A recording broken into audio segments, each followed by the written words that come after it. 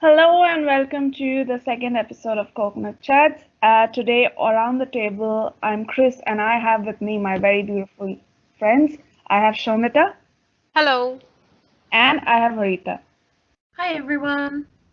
And with that, we welcome all of you again to keep listening with us. And those who have joined us for the first time, welcome on board. And those who have already liked our page and listened to our first session, heaps of thanks for being there for us. All right. Today we are going to be talking about something that has happened with everyone of us and most of us around the world. And it's a very common yet an interesting topic to kind of share experiences about how we have moved away from our home countries, our home cities, how we have become a different person, basically, how we are still leading the life of a nomad. Have we settled down? If so, how have we settled down? If not, how are we taking the life of someone who's always been on the move? So, before I get into more details, I'll start off with Shomita. Shomita, you've already told us before that you were in Calcutta, then you've moved to Melbourne, but I believe you've moved to other places as well while you were making the final transit. So, tell us something about your personal experiences about these movements. Yeah, that's right. I was in Calcutta all the way till 2011. I had my Yep. schooling, my college, everything there. And in 2011, I got my first job and I moved out for the first time. And since then, till 2019, I have moved actually 18 times. until we Wow. finally until we finally ended up buying a house in Melbourne, the one we are staying in right now. Mhm. And yes, I know it sounds like a lot and more of a roller coaster ride, I would say. And each time was very different from the other. And I think that's same case with everyone. Every move is different. Yep. In my experience, I think the most memorable one has to be the first one. After I completed my bachelor's, I got a job right away after my final exams and got posted in Mysore. It's a beautiful city in southern part of India. Mysore is around 29 to 30 hours train ride from Kolkata, my hometown. Why I am mentioning train here is because I had a lot of luggage, and in India, if you got a lot of stuffs, it's always cheaper to travel by train. Yeah. Yeah. Yeah. So after all these years, all I remember is I was very excited and thrilled that day, and I still remember the date. It's 11th September 2011, the Mhm. day when my world changed forever. And besides being very excited, I was very, very nervous and anxious as well. I had no idea how to live by myself. And I have always been my mother's girl and never thought I will ever move to some other place by myself. Yeah. But it happened, and surprisingly, I was excited about it. You never know how you feel when you actually do the thing. Yep, Yeah. yep, so true. I think I have a lot to reconnect with you on that part, but I'll come to my story later. But that was a fantastic thing what you said back there. Moving on to another fascinating story, we have here someone who's moved from New Zealand to Australia. Not too far, but yet again far for her. So, Harita, tell us about your story. Yeah, so I moved to Melbourne in 2014. But before that, I had literally lived only in two houses in Wellington. So for 25 years, my family had only ever moved house once. And that was literally from one suburb to the next suburb across 5 minutes away. Mm. Um, and then in 2014, I moved to Melbourne. So I was dating someone who lived in Melbourne, and I had always wanted to move to Melbourne. I'd been there for holidays like many times as a child growing up, and I always just thought it was like the bigger, better version of New Zealand, really. And if anyone that's grown up in New Zealand, especially Wellington, would know that Wellington's a very small city, and if you've lived here your whole life, you kind of outgrow it very fast. Like you feel like you know everyone, you know everything, and you Yep. just want something new in life. So I guess your mid-20s is like the perfect time to either go on an OE to Europe or to go to Australia and live and work there for a while. And I think for me, it was a bit of a shock, like not a culture shock because Mm. Australia is basically the same culture as New Yep. Zealand, Mm. but it was a shock in the sense that I had never even lived in a different house to my parents. I'd never been flatting when I lived in Wellington because my university, my work, everything was less than 15 kilometres away from my parents' house. I never had any need to move out of home. So I went from having my whole family near me in Wellington, like literally a half an hour drive from my house, to moving to another country where I couldn't just visit my parents in the weekend or go have dinner with my mom or anything like that. So it was a bit of a shock that way that, oh, I'm actually not at home now and I can't visit them anymore either. It's just phone calls and Skype. Yeah, but I think like there was no culture shock because it was all new and exciting, and it's the same language that everyone speaks in Melbourne. And I knew if I ever wanted to come back to Wellington, it was only a 3-hour flight away. So I always had that sense of relief. Just a quick question before I move on to my experience. You mentioned that you or friends your age have always wanted to move to either Europe or Australia. So why not States? Why not the US of A? Never thought of it? Not really. I think for me, USA is probably too far away because from New Zealand, it's actually the other side of the world. I think to go from New Zealand to America, it's more than a 12-hour flight. And not just that, but it's a completely different way of life in America, sorry. I went there once when I was 13 for a holiday with my family because we've got lots of extended family there. And I remember thinking, even at the age of 13, I remember thinking, oh, this is such a cool place for a holiday, but I don't think I could ever live here. It's just too different. And when you're like a New Zealand or an Australian citizen, you can live in either country and be treated like a citizen of the country, which was definitely a plus point.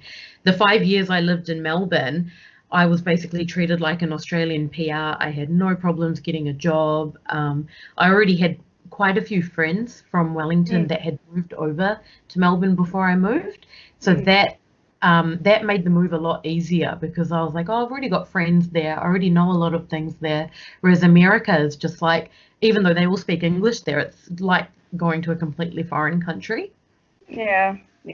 I hope Mr. Trump is not listening to you right now. So, well, my part of the story was somewhere similar to what Shomita said. So till year 12, I was in Delhi, but I always had that feeling being fed into my brain that one day you have to move out of Delhi, you have to go to a different country for your academics. So my mom has always been very academic oriented, and she always made sure to the fact that I get this in my head that I have to move out of Delhi for my better life, for better future, and for better academics. So I moved out of Delhi at 18 for my engineering. So I did my engineering for 4 years in Calcutta. Then I moved on for my master's in Odisha for NIT Rourkela, another 2 years gone there. And then finally in 2013, I made the final move to Melbourne for my PhD, and I've been here ever since. So that's 3 moves in total. I'll move on to our experiences a bit later. But before that, I want to put up a very interesting question to all of us. Now that we all have established the fact that we have moved at least once or twice in our life, right? So considering the fact that we must have had roommates at one point of time, serious ones, interesting ones, boring ones. So we have all kinds of roommates, right? So moving on to that question, any experiences you had with your roommates, flatmates, whatever you like to call them? Shomita, tell us. Yeah, as I said before, after Kolkata, my first when I moved to another city, it was Mysore. So after Mysore, my posting was in Chennai. I was there for around 3 years. I had a wonderful time there, lovely memories, probably the best days of my life. I met some amazing people there. All of us were freshly out of college. Most of us never stayed away from our families. So Chennai became our second home. And we relied on each other emotionally, existentially, and sometimes financially as well. Yeah, yeah. I will mention an incident here. We were 5 girls sharing an apartment, and few unpleasant episodes started happening. We were being followed by some local goons. It was frightening because we were not sure how to act, and people there didn't understand our language much. They speak a totally different language, Tamil, which we don't understand, and they don't understand us either. So how then we figured out that if we stick together, it will be difficult for anyone to attack us. I remember we used to wait for each other to finish work and returned home together. And then one day we finally chased away the eve teaser and lodged a complaint. And those sequence of events stopped happening. Now, when I look back, I remember the bonding part more than the actual trouble. Yeah, yeah, Yep. that's true. That's a very interesting part. Like, the whole fact of having flatmates amazes me in a way that before a point of time, we never knew those people. But after a few months of staying with them, they become second family, almost Yeah. family, because if you are in trouble, they're the first people you go to, right? So, reminds me of many memories, but I'll get to my memories later. First, I want to hear from Harita first. Yeah, I think it's really ironic that you said, flatmates kind of become like a second family, because I think I had a bit of bad luck in the flatmate sense when I lived in Melbourne. To be honest, I don't even keep in touch with any of my past flatmates, as bad as that sounds. But, I think you either become like family with your flatmates or you end up hating each other. I kind of think Yeah. there's like no in between. It's, how people say if you live with your friends, you either make or break your friendship if you live together. It's the same thing with a flatmate that you don't know before moving into the house. I actually lived in 5 different flats in my 5 years in Melbourne. So yeah, on average, I moved about once a year, which was another shock to me because, 25 years before that, I'd only ever moved house Yeah, once. yeah. I lived with my ex when I first moved over to Melbourne, and that was a shock in itself because I'd never lived with a boyfriend or a partner or anything like that before. So that was a shock in itself, just, learning how someone else lives. But then we broke up a few months after I moved to Melbourne, and I decided to continue staying in Melbourne. So then I went flatting with just some people that I met on flatmates.com, which is a really popular renting website in Melbourne, because none of the friends that I had in Melbourne were looking for a flatmate or even had an empty bedroom at the time. And, none of their leases were ending or anything like that. So then I thought, I'll just go flatting and it'll be a good way to meet more people in Melbourne and get out of my comfort zone a bit. So I lived in this really nice 3-bedroom house in a suburb, quite close to Melbourne, but not quite in Melbourne CBD.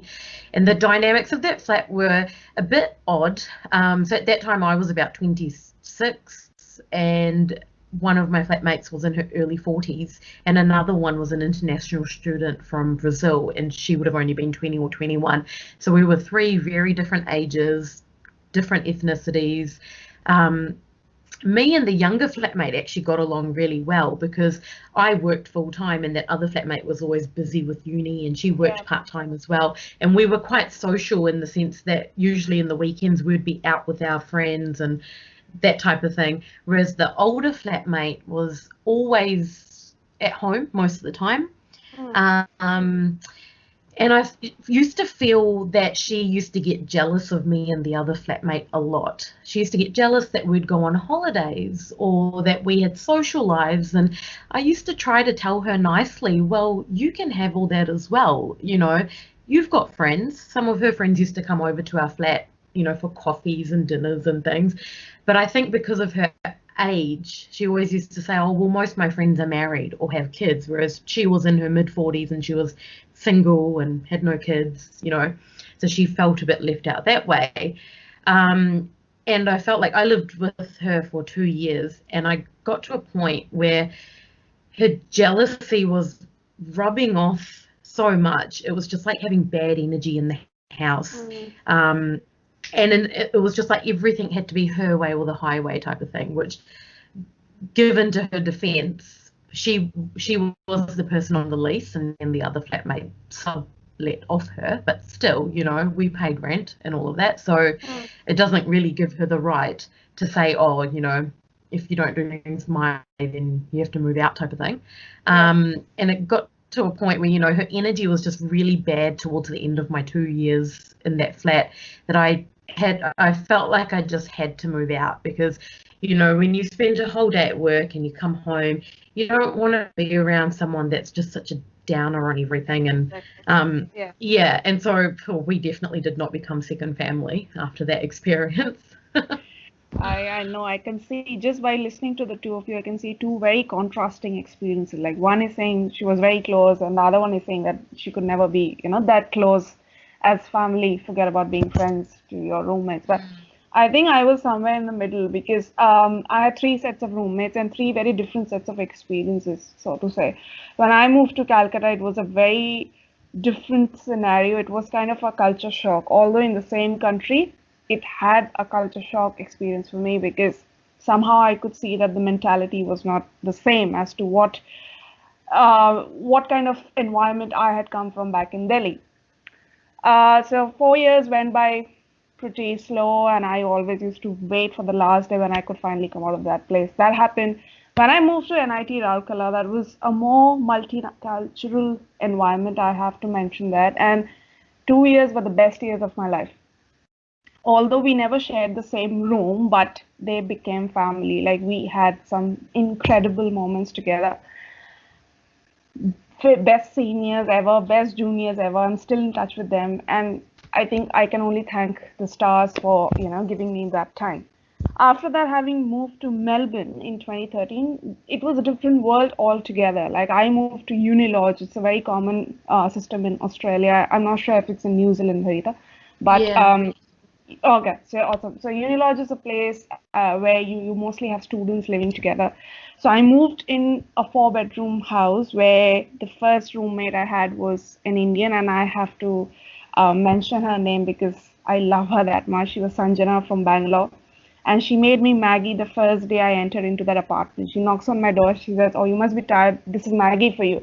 And I think that was the moment we clicked, and we are in touch to this day. And I've never had a better roommate than her. That was what family meant to me right that time. And after that, I moved my house once ever since after that, but nothing ever came close to what she did for me and what the kind of chemistry we had. But it was just a fantastic experience having different kinds of people. We've had crazy fights as well. I remember cleaning out the fridge, and by mistake I threw out some other stuff meant for somebody else, and the next day I come in and see she has cleared out all my shelf. My milk is gone, everything is gone. She's taken that vengeance on me.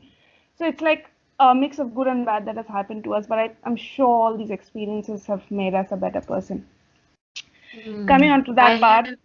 Sure, go on. Oh, I have a funny story that I remembered because you brought up the throwing away the food thing. Yeah.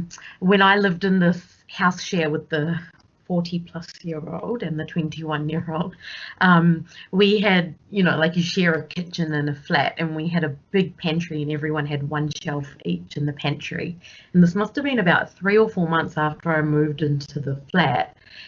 My other flatmate saw these little ant termite things in her packet of rice, and she was like, "Oh, why is this in my rice?" And then I looked in the pantry, and we saw these little termites crawling around on the shelves in the pantry. And the house we lived in was only about 7 years old. Okay, it was not an old house, and we just thought, "How's this happened? Is there some expired food or something in the pantry?" And then that 42-year-old flatmate says, "Oh yeah, we've actually had a termite problem in the flat before."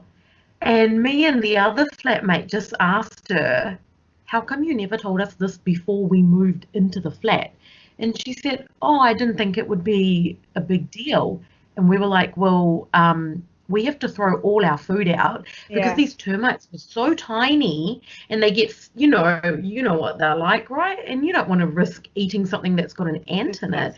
We had to actually get one of those people that come to your house to like extinguish your whole kitchen, and we had to throw all our food away because this other flatmate, who she'd lived in the house for over 5 years, because she never told us that the flat had a termite problem when we first moved into the flat. So maybe if I'd known that, I might not have moved into that flat in the first place. Or B, if she'd told us that, we could have got the pantry cleared out before we'd all gone and bought food and stocked the pantry up. And she took no accountability for it. We had to actually clear her shelf of the pantry because she was too sick that day to clear it because she had a migraine. And we all had to split the cost of getting it. I can't even think what the word is. I'm just going to say extinguished, even though I know that's not the right word. We all had to split the cost, and it was like $300 each. Yeah. And I was like fuming. I was like, this is not even our fault. It's her fault for not making sure the flat was like up to standard before we'd, said we'd move in. Oh, so I just remember that when you said throwing food out before. Yeah. In my case, I think it's very different. I never had that trouble with my shelf or having things in a separate one because be it Chennai or in Kansas City or Pune, wherever I lived with roommates, we always went to shops together. We cooked together. It was like a joint effort, and one person would have kept the track of things, what we are buying and how much we are spending, and at the end of the month we used to divide it equally among ourselves. So people they were like very nice, and we never had problem with anything like this kind of stuffs. I think what I have learned through all these years of moving and is one thing which has stood by me is, when you move as a single person, you get to know what kind of a person you're dealing with. So you get that identity of people around you. You learn to see through people. That's one of the skills that maybe I've learned. But speaking of skills and experiences, this is something I have to ask you guys, that what do you think when you look back as when you were a 20-year-old and now when you're 30 plus or 29, whatever is your age, has this experience changed you as a person? When you look back and see yourself and now when you are where you are, have you changed? And if so, how? Shomita, tell us. Yeah, definitely. I think I have changed because, as you mentioned correctly, I have a better understanding of how to read people. I am a better observer now. So, and that is very much because I spent good 3 years in Chennai, and where people spoke a different language and I couldn't understand them.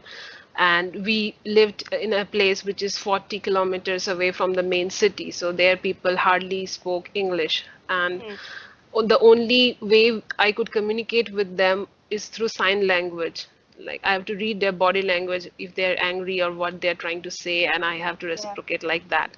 And also in my office, in my team, say there were like around 11, 12 people, and all my colleagues were Tamil, and I was the only one speaking a different language. So if you are hanging out with people and you guys speak same native language though, so definitely you guys all of them used to speak in Tamil, and I was the only one who couldn't understand much what they're talking about. And everybody knows there is office politics, and you got to be careful about what's going around. So so I learned how to understand what's going on without understanding the language.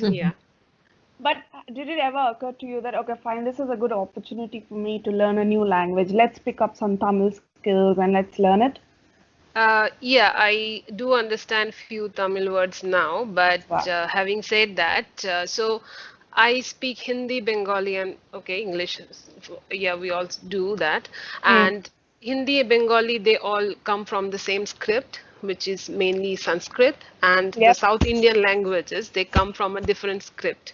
I may be wrong in mentioning the name, but it is mostly Dravid. So the script is totally different, and so it's a whole new language, whole new understanding. So if I have to learn, say, Gujarati now, I will pick that up quickly. That's similar to Hindi and Bengali.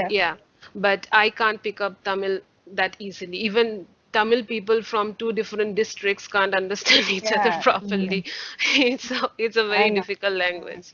I know. I think that's something those people keep hearing very often, that their language is a bit difficult to pick up. No offense to anyone though, but every language is beautiful. All right, moving on. Harita, tell us something that you would like to tell a 10-year-old younger yourself. Yeah, so I never had the language barrier when I moved, obviously. But I think just with moving countries, like you would always struggle moving countries if you don't have an open way of thinking.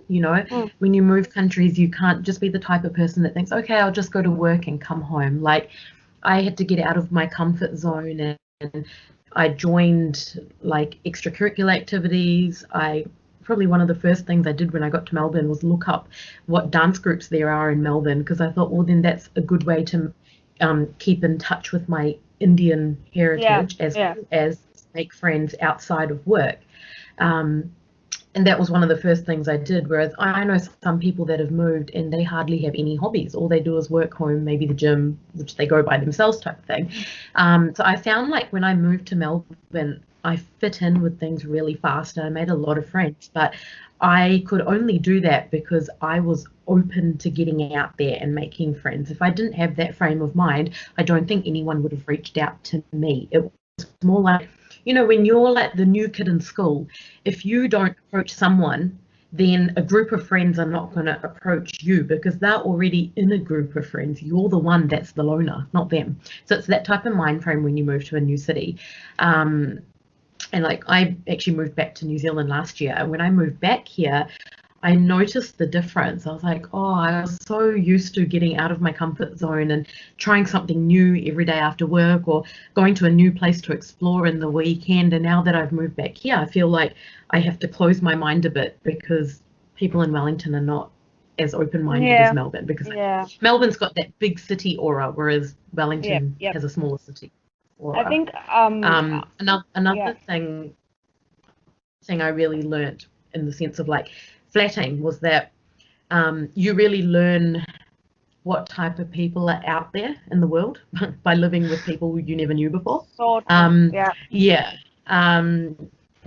even though you live in the same household, sometimes some flatmates will just astonish you with some of the things they do, and astonish not always in a good way.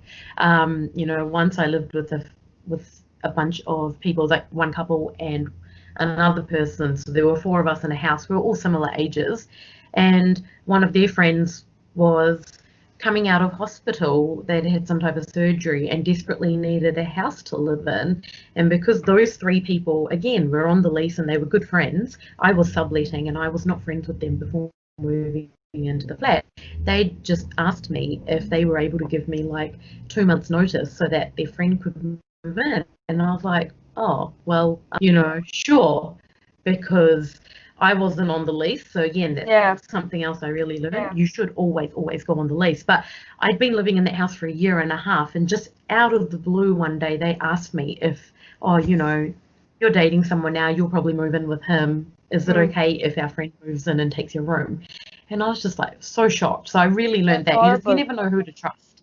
They could be great flatmates 1 minute, and then they change really fast. Oh, truly. But I absolutely agree when you said that they astonish. But I would like to mention a little caveat there, that sometimes even family members astonish you the way you never expected them to be. So people per se can surprise you in ways you never expected them to behave. Because something that I've learned when I'm flatting or I'm subletting or whatever, that people change all the time.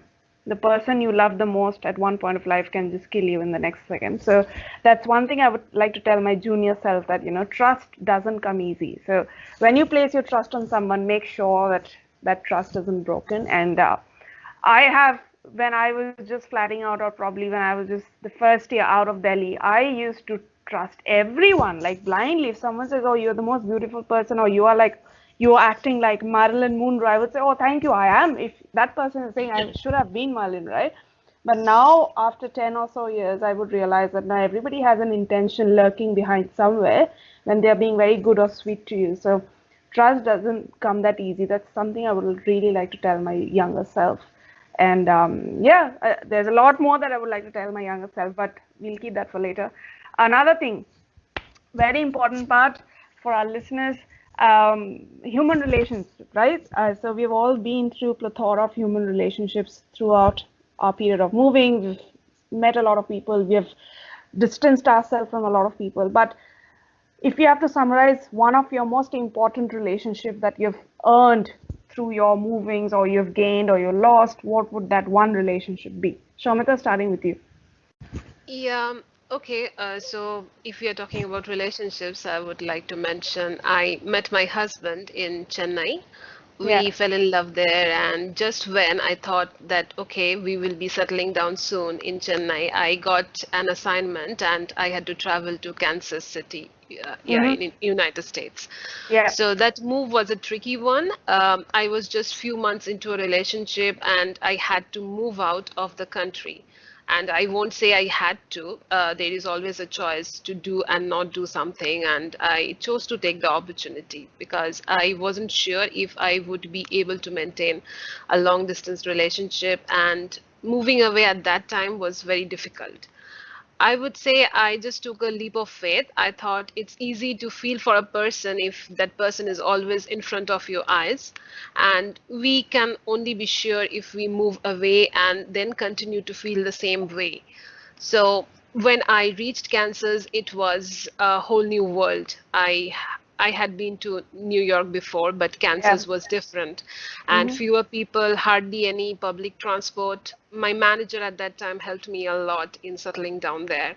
The initial months in Kansas was quite depressing. I used to Mm. miss my friends back in Chennai, and I never did a video chat with them, not even with my boyfriend. We both Oh. felt that we can still manage with listening to our voices. If we see each other, we won't be able to deal with the fact that we are Mm. so far away. Yeah. I was there for 1 year, and after that after when I came back to country, to India, the first thing I did was to marry my boyfriend. Yeah, we Oh. pulled through that 1 year. Yeah. That's so Yeah. sweet. That's so sweet. So, for our listeners, anyone who's trying to have a long distance, please refer and talk to Shomita. She's been through it. She'll be giving you excellent tips on that. All right, No, moving to I Harita. won't recommend that to people actually. It's hard. It's hard to stay away when you are in love with someone. It's It's not hard, recommended. Yeah. A yeah, good but yes.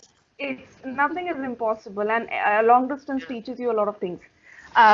That's true. The most important thing is if you are very skeptic and there are people who always try to track what the other person is doing, they Yeah. will call randomly and surprise just to check whether the other person is hanging out with Really? someone else. Yeah, yeah, I have seen people like that. My I have God. a friend whose girlfriend uh, makes him call every day at 2 a.m. in the night just Oh, to make sure that he is Oh not wow. partying. So yeah, I have seen people like that. Yeah. thank God I'm single. Moving on. Harita, tell us. I know your husband personally too well because I've been a part of your wedding and that was just excellent, but we want to know it from your mouth. How was it meeting a person while you were moving? Yeah, so if I'd never moved to Melbourne, I wouldn't have met my husband. Um, I met him when I had been in Melbourne for almost 2 years. So he's Australian but Indian. Yeah, so if I'd never moved to Melbourne from here, I would have never met him. Mm, And then I moved back to New Zealand last year. He moved yeah. here with me. I can't say he moved Oh, back. So, that was an experience in itself because Melbourne is his hometown, Wellington's my hometown, so we've lived in each of our hometowns now. yeah. So I guess, before I was talking about my bad experience with flatmates, and I guess that's the bad part of moving, but then the good part of moving is you never know who you're going to meet. And even Yes. to this day, I have some of my best friends live in Melbourne. They're people that I've met in the last 5 or 6 years. If I'd never moved to Melbourne, I would have never become friends with those people. Exactly. It's kind of opened my eyes a lot. And even, Wellington to Melbourne's not a huge move, but it's opened my eyes a lot being away from family, seeing what people are Mm, truly yeah. like, Yeah. and just experiencing all that stuff, which I would have never experienced if I'd just stayed in the same city for my whole life. True, true. I couldn't agree better. Talking about human relationships, now that I've spilled the beans that I'm single. But on the other side of it, I have met so many friends every time I've moved, and some of them have become almost like family now. So I thank my stars that I moved and I moved to the point that I've met so many beautiful people. Not only they became friends, but I had a lot to learn from so many people. I had a Yeah. lot to see how people look at life. Like people have fought so many battles, yet they're standing tall, they're proud, and they're smiling. And that just goes on to show that this world is a huge place where you can learn from. It's just not that little well that we are living in. We need to jump out of that well and look at people around us. I mean, there are beautiful people around me, and I'm so lucky that I could meet them because I was moving. Had I been in Delhi all my life, I think I would have been very domesticated, and all these experiences that have helped me become what I am today, they would have just been gone and lost, and I would have been regretting it for the rest of my life. So these are all experiences, and I hope people listening to us take that jump and take that leap of faith one day, and they move out and they get to share the stories with us one day. All right, moving on to our very last question for the day. One thing, girls, one thing that you wish you had or you hadn't done when you were moving. What would be that one thing? Shomita? Yeah, if I would say I think I have taken the right decisions, right or wrong, I don't know. I felt whatever I felt like doing at that time, I did that, and I really don't regret at this point. Yes, it's true that sometimes you tr lay your trust on people Yeah. who are not that deserving, Yeah. but I think that's all right. Yeah, you do your mistakes, your own mistakes. Just make sure you don't repeat the same mistake again and again. Yeah. We all have to learn from our mistakes and keep moving on. And even if the trust is broken, I would say never ever give up and think that this is the end of your life, and this is the last person who betrayed you. It's nothing like that. The sun will rise again tomorrow. It's all will be normal. So you just have to sit tight and let it go. Yeah. Any pro tip on a long distance relationship and how to maintain it? Um, yeah, just have faith and Yeah. don't overthink. Like we all are mortal, so we are not sure if we will be alive tomorrow. So don't lay too much expectation or don't stress yourself too much with what will happen in your Yeah. relationship. So if it will Wow. happen, what has to happen. Yeah. That's profound. Oh my God. Harita, one thing. Yeah, probably my learnings are probably not as profound as that, but I think just to use your common sense when you move. I think when I moved, because I was new to living away from home and stuff, my basic things were like, I never realized how important going on a lease of the flat was. Because if you're not on a lease, the people that are on the lease could just one day, turn around and ask you, like in my example, oh, my best friend needs a place to live, can she take your room? And that's when I realized, oh, I actually don't have any rights here because I'm subletting. Basic things like that. Just use your common sense, and if you do go flatting with randoms, choose your flatmates wisely, because they are the people that you live with day in and day out. And you have to be able to live with people that you can resolve a conflict with, otherwise it would be a nightmare. That's probably the one thing I wish I'd done differently, just use my common sense a bit more. And if today you come across any Kiwi who wants to go to the US of A, what would you have to say to them? I'll probably say good luck. No, that's beautiful. I think one thing that for me has stood by is what Shomit has already mentioned. One, trust, make mistakes, but don't, once burned, twice shy. So don't do that over and over again. And guys, just take that jump. You never know what's waiting for you in that next leap and next move. So you have to trust your instincts somewhere. You have to make new friends. You have to keep meeting new people. The world is an amazing canvas to draw on, and we believe that a person with a true heart will always have new experiences to add on to the whole canvas of life. So I would keep telling that to as many people as possible. And another thing that I will say here is hostel life is fabulous. Spending years in a hostel room is beautiful. People should try it out. Anyone wanting to try out hostel life or a boarding school, please do it. You have no idea how many memories they add onto your life when you look back in your life. Yeah, so please, for once, you have to try it out. That was me. All right, so I hope all our listeners loved listening to our experiences. We would love to listen to yours. If you guys have any of these stories you want to share with us, please let us know. Please come forward and get in touch with us. How to get in touch with us? Very easy. You can reach us either on our Gmail, which is coconutchats@gmail.com, or if you wish to connect with us on Facebook, we are on Facebook with the same name as well. We have our own YouTube channel. How cool is that? We have our own YouTube channel, Coconut Chats. Please do not forget to like, share, and subscribe the channel with your friends or anyone who's looking for dating tips or moving tips. We have got all that for you.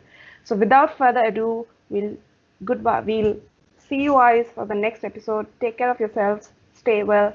Stay safe. Bye. Bye, everyone. See you guys. Bye.